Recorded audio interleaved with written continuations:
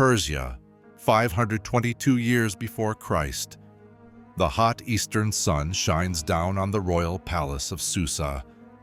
Young King Cambyses II, the son of the legendary Cyrus the Great, is ready to deliver justice, justice that is about to get pretty grim. In front of the gathered crowd, an old, shaky man waits for his judgment. His name is Sisamnus, a respected judge in Persia. Soon he'll be remembered in history as a chilling example of what happens when the law is manipulated. The cries that will soon echo through the palace aren't just the end of a man. They're the start of a legend. A legend about the judge whose skin was removed while still alive to cover the chair where his own son would sit and carry on his legacy. How did a trusted judge end up in such a horrific situation? To find out, we need to rewind to the moment Sisamnus made a fateful decision. In the vast Persian Empire, the greatest power of the ancient world, the judicial system was crucial for keeping order in lands stretching from India to the Mediterranean. Judges held incredible prestige as the direct representatives of royal justice. Sisamnus had served in this role for decades. He settled disputes, judged criminals, and mediated conflicts between nobles and merchants. In a society that relied on trust and justice for stability, judges were expected to be above reproach. Or at least, that was the idea. But reality, as often happens, was messy. Ancient historians, especially Herodotus, known as the father of history, tell us that Sisamnus fell prey to the temptations of power. His downfall began with a territorial dispute between two Persian nobles. One noble, aware that his legal case was weak, offered Sisamnus a hefty bribe to sway the verdict in his favor. The judge, perhaps thinking that King Cambyses, focused on military campaigns and solidifying his power, wouldn't notice such a small matter, accepted the bribe and handed down an unfair ruling. But no empire stays great without a solid system of information. What Sisamnus didn't realize was that one of the scribes at the trial was loyal to the noble who had been cheated. This scribe gathered proof of the bribe and prepared to expose the corruption.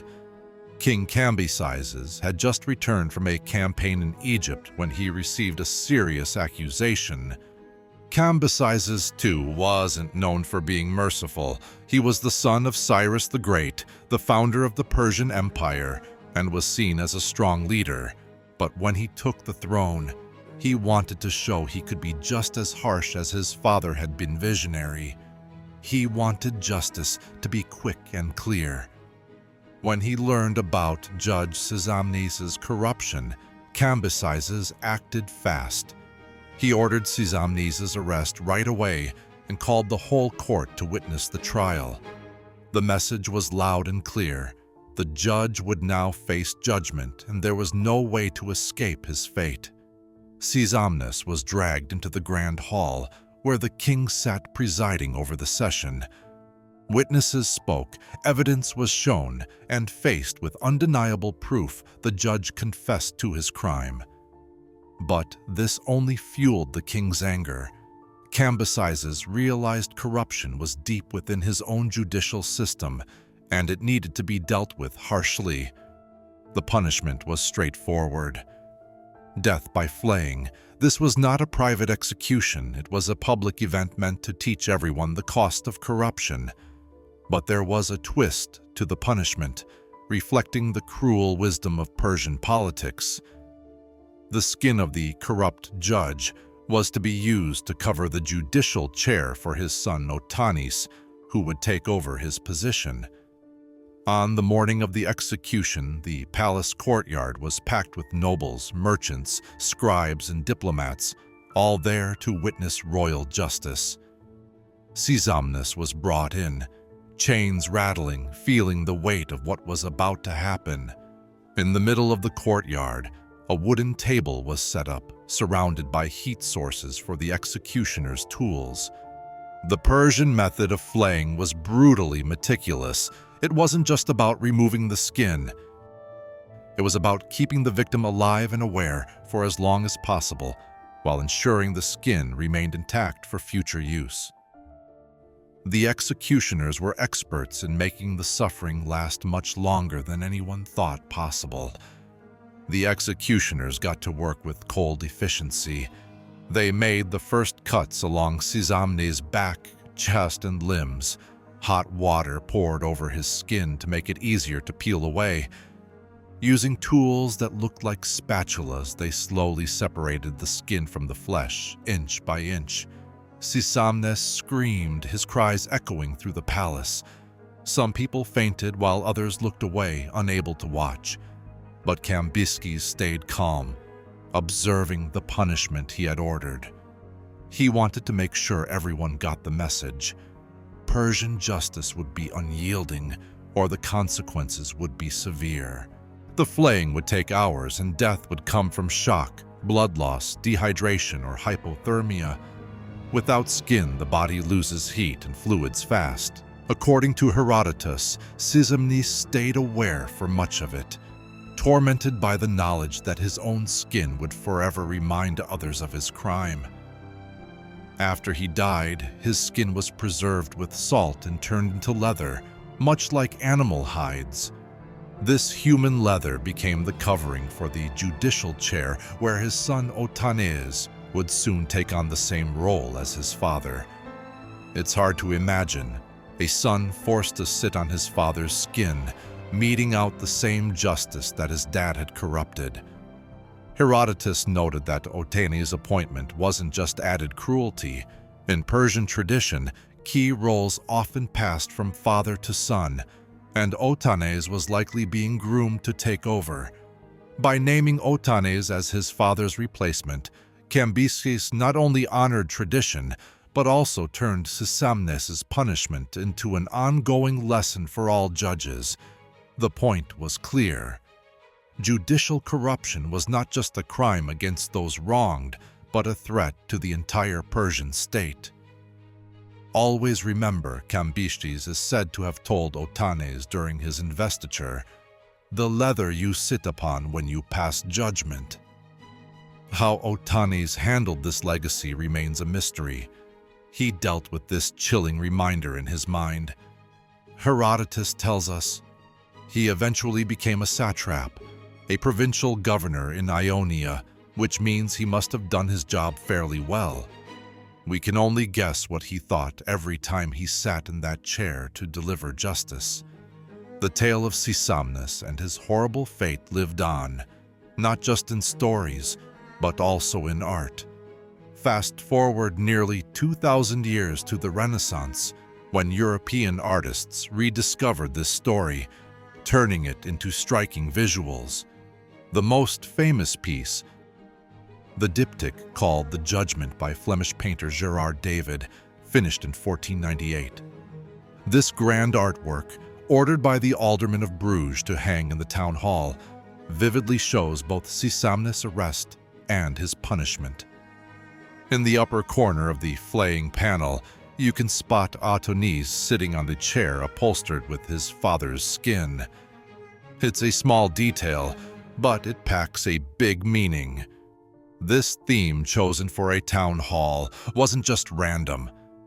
During the Renaissance, the story of Sisamnes served as a serious warning about the risks of judicial corruption and the need for honest judges. Places where judges worked often showcased this tale to remind everyone of the consequences of corruption. Other artists tackled this theme too. Take William Isaac van Swanenberg, who in 167 created a striking engraving based on a drawing by Joachim Vevey. It shows Cambyses ordering the flaying of Sisamnes, with Otanes on that same chair covered in his father's skin. Even today, the story of Sisamnes holds strong symbolic power. In 2012, protesters brought copies of Gerard David's painting to a Moscow courthouse during the trial of anti-government demonstrators to send a clear message about perceived judicial corruption. The execution of Sisamnes raises deep questions about justice, punishment, and using fear as a tool of rule. By today's standards, flaying seems like outrageous cruelty, no matter the crime. But in ancient times, public executions were not just punishments. They were meant to educate and prevent future crimes. Persian reasoning had its own set of rules. By turning Sisamnes's body first into a spectacle and then into a chair cover, Cambyses wasn't just punishing one man, he was crafting a lasting symbol. That chair, made from human skin, stood as a constant reminder of the dangers of corruption. It served as a daily warning for everyone involved in justice in his empire. This story highlights just how important impartial justice was to ancient societies. Back then, without the complicated checks and balances we have today, the honesty of judges was essential for trust in government. A corrupt judge didn't just hurt individual cases, they posed a real threat to the state's stability. While we mainly know about Sisamnes's tale from Herodotus, who wrote about it around 75 years later, there's good reason to believe the story is generally true. Flaying as a method of execution shows up in various Persian and Assyrian texts. Plus, using human skin for different purposes is documented across many ancient cultures. The punishment itself was not just a lesson, it fit perfectly with how the Persians viewed justice and royal authority. For a diverse empire that spanned vast regions, making public displays of power was key to ruling effectively. The story of Sisamnes and his horrifying end is one of the most chilling examples of judicial punishment from ancient times. Whether viewed as a real person or a symbol, the flayed judge keeps reminding us of the enduring ideals of fair justice and how corruption erodes public trust. Today, thankfully, judges don't have to sit on chairs made of human skin. But the principle illustrated by Sisamnes's story, that corrupt justice should be met with harsh consequences, remains strong, even if it's now expressed in more humane forms of accountability. What's perhaps most unsettling about this ancient tale is how relevant it still is today. Whenever reports of judicial corruption surface, we can't help but think of the image of Sisamnes's chair. Maqab's recovery serves as a striking reminder of the heavy price we pay for justice gone wrong. When you visit the Groninga Museum in Bruges, Belgium, you can pause and take in Gerard David's remarkable painting that captures this tale. The artwork, with its careful details and dramatic composition, still makes viewers uneasy today. It's a powerful reminder of this story's lasting impact. Sisamnes, the judge flayed alive, had his skin nailed to the chair of his successor. This gruesome act doesn't just show us the harshness of ancient justice. It also forces us to reflect on our own ideas of justice, corruption, and the vital duties of those we trust to judge.